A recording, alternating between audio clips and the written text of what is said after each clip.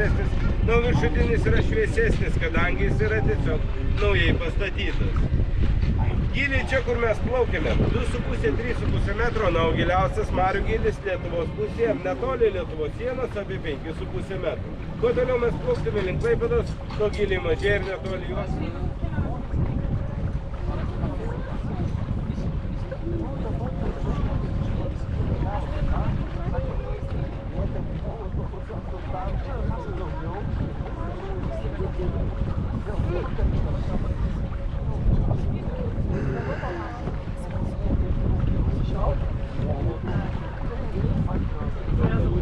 Laukiame ir pradėsim.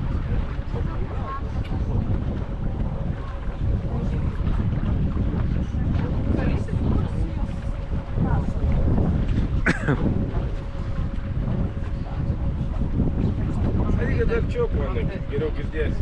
Sorry.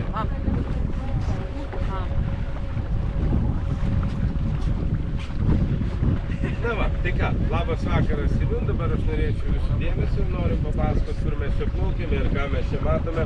Na, o pradėsim nuo to, kad išplaukėme iš Nidos uosto Saulės palydėjimo ekskursiją. Ir iš pradžių buvom priplaukę ten ties Parnidžio kopą, o dabar jau jums atsivėrė didžiosios kopos vaizdas, kurios pusė priklauso Lietuvai, o kita pusė Rusijai.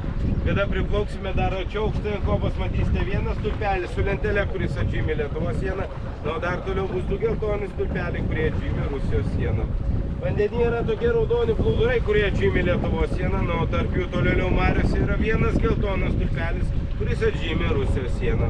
Kada mes plaukėme čia į šitą vietą, mes turime turėti Lietuvos pasieniečių leidimą, bei kiekvieną kartą prasinešti jiem, kada plaukėme kiek žmonių, bei kada grįšime atgal.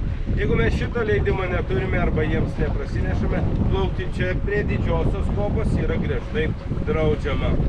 Taigi šitos kopos, ką jūs čia matote priekyje, dar kitaip vadinamos gyvosiomis kopomis, na, o kopos ties čia Parnidžio kopa vadinamos mirusios kopos. Nu, galim sakyti mirusios kopos. Kodėl taip?